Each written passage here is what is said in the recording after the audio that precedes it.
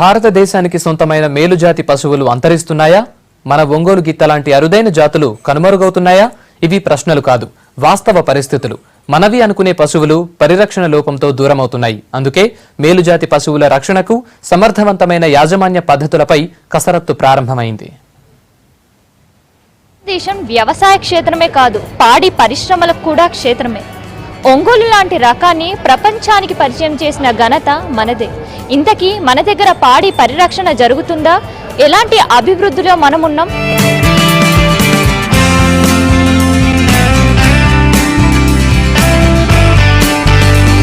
పాడి పరిశ్రమకు మన దేశం పెట్టింది పేరు. గోవులలో ఏ జాతి ప్రత్యేకత దానిదే.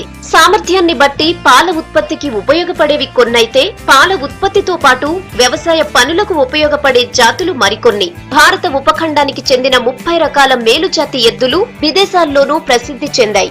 వీటిలో ఒంగోలు, సింధి, సహివాల్, కంకరేజ్, గిర్, మైసూర్, కాంగాయం, హిసార్, కృష్ణ, తురుపు రకాల ఎద్దులు ఎంతో ప్రసిద్ధి చెందాయి.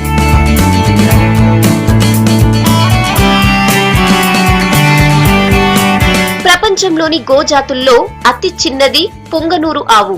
ఈ ఆవులు చిత్తూరు జిల్లాలోని పుంగనూరు, పలమనేరు, వాయల్పాడు, మదనపల్లి ప్రాంతాల్లో ఎక్కువగా ఉన్నాయి. వీటికి కరువు పరిస్థితులను తట్టుకోగల సామర్థ్యం ఎక్కువ. పాల దిగుబడి ఎక్కువ ఉండడంతో వీటిని రైతులు వ్యవసాయానికి తక్కువగా వినియోగిస్తారు.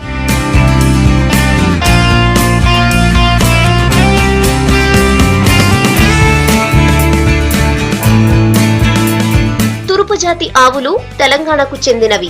ఈ జాతి వందల ఏళ్లుగా తెలంగాణ కరువు వాతావరణాన్ని తట్టుకుని జీవిస్తున్నాయి. తక్కువ ఆహారం తీసుకుని పొలం పనులు బాగా చేస్తాయి. అయితే ఈ జాతి ఆవుల పాల దిగుబడి మాత్రం తక్కువగా ఇస్తాయి. తెలుపు రంగు శరీరంపై ఎరుపు లేదా గోధుమ రంగు మచ్చలు, ఎరుపు రంగు శరీరంపై తెలుపు రంగు మచ్చలతో అందంగా వైవిధ్యంగా ఉంటాయి తురుపు జాతి ఆవులు. ఈ బ్రీడ్ స్పెషాలిటీ ఏమంటే ఇది మనకు తక్కువ మేత తీసుకుంటుంది, అడవిలోకి వెళ్తుంది. అడవిలో వచ్చేసి మనకు 1 కిలోమీటర్ల దూరంలో నీళ్ళు ఎక్కడ ఉంటుందో దీన్ని ఐడెంటిఫై చేసే ఇది ఉంటుంది. తర్వాత పులులు ఎక్కడున్నాయో సంచరించే ప్రదేశాన్ని 1 కిలోమీటర్ దూరంగా గమనించి దాని ఆపోజిట్ డైరెక్షన్లో ఇవి మేయడానికి వెళ్తాయండి. సో దీన్ని మేయడానికి తీసుకెళ్లే వాళ్ళు కూడా దీన్ని ఖచ్చితంగా దీన్ని ఎటువైపు వెళ్తుందో అటువైపే వెళ్తారు, కానీ వేరే వైపుకి తోలరు. ఎందుకంటే ఇది ఐడెంటిఫై చేసే కెపాసిటీ దీనికి ఉంటుంది. ఒంగోలు గిత్త ఇది ఆంధ్రప్రదేశ్ లోని నెల్లూరు, ప్రకాశం, కృష్ణా, గోదావరి, గుంటూరు జిల్లాల్లో ఎక్కువగా ఉన్నాయి. ఇవి పాల దిగుబడి తక్కువిచ్చినా పొలం దున్నేందుకు, బండి కట్టేందుకు బాగా ఉపయోగపడతాయి. ఒంగోలు గిత్తలు ప్రతికూల వాతావరణాన్ని కూడా తట్టుకుని జీవిస్తాయి. ఒంగోలు ఆవులైతే రోజుకు 15 లీటర్ల పాలిస్తాయి. చూసేందుకు ఎత్తుగా, బలమైన దేహంతో నలుపు, తెలుపు రంగుల్లో ఉంటాయి. గతంలో వీటిని వ్యవసాయ పనులకు ఉపయోగించినా ప్రస్తుతం పాల దిగుబడి కోసమే పెంచుతున్నారు.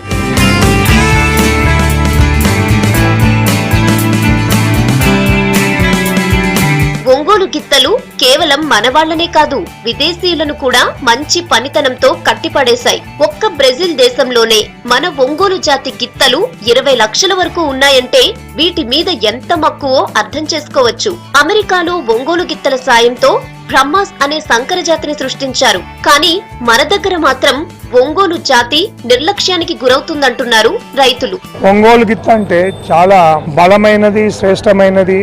ఒక్క ఒంగోలు ఆవు కోడె దూడె పుడితే ఇద్దరికి అనేది ఆవు కడుపులో అర్ధసేరు బంగారం అనేది. కానీ ఇప్పుడు 6 కిలోల బంగారం అయిపోయింది.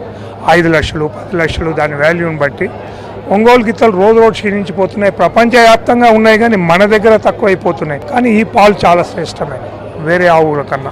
గిర్ జాతి ఎద్దులు గుజరాత్ లోని జునాగఢ్ జిల్లాలో ఎక్కువగా కనిపిస్తాయి. దీన్ని రైతులు ఎక్కువగా వ్యవసాయానికి ఉపయోగిస్తున్నారు. పూర్తి ఎరుపు రంగులో చిన్న కొమ్ములతో విశిష్ట శరీర నిర్మాణం కలిగి ఉంటాయి గిర్ జాతి ఎద్దులు.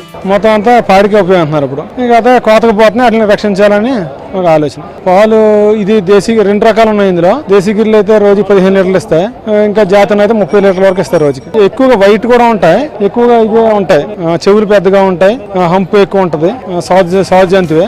ఇప్పటికే మన పశు సంపద చాలా వరకు అంతరించిపోతోందని, ఉన్న కొన్ని జాతులనైనా కాపాడుకోవాల్సిన అవసరం ఉందంటున్నారు జంతు ప్రేమికులు. ఎప్పుడో చిన్నప్పుడు చూసిన గిత్తలను చూడటం చాలా సంతోషంగా ఉందంటున్నారు. కొన్ని అనిపిస్తుంది, చాలా బాధ అనిపిస్తుంది. అంటే ఒంగోలు అవి ఇంతకుముందు చాలా ఉండే, అవి ఇప్పుడు చాలా మేతలు లేక, చాలా వర్షాలు లేక రైతులందరూ చరవని అమ్ముకున్నారు, చాలా వరకు అంతరించిపోయాయి.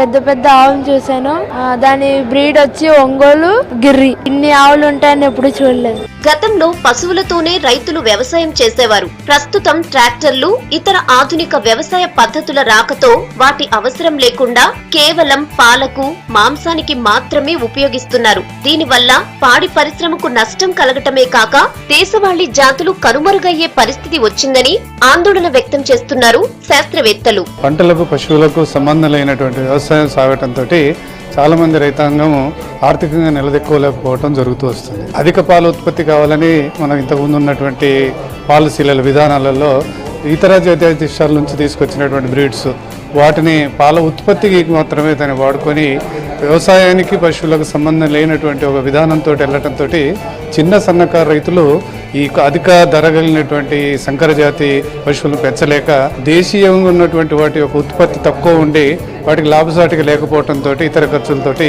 వ్యవసాయంలో పశు సంపద అనేది తగ్గించడం, పశు పోషణ అనేది పూర్తిగా మర్చిపోయినారు. భారతదేశం ఎన్నో సంపదలకు నిలయం, కానీ వాటి పరిరక్షణలో మనం పాటిస్తున్న నిర్లక్ష్యం పాడి పరిశ్రమ పాలిట శాపంగా మారుతుంది. అభివృద్ధిలో మనం ఆధునికత జోడించకపోవడంతో అభివృద్ధిలో కూడా వెనుకపడిపోతున్నాం. ఇప్పటికైనా ఈ జాతులను రక్షించి వాటిని పరిరక్షించి భావితరాలకు అందించాల్సిన అవసరం ఎంతైనా ఉంది. కెమెరా పర్సన్ కిరణ్తో కావ్య, V6 న్యూస్, హైదరాబాద్.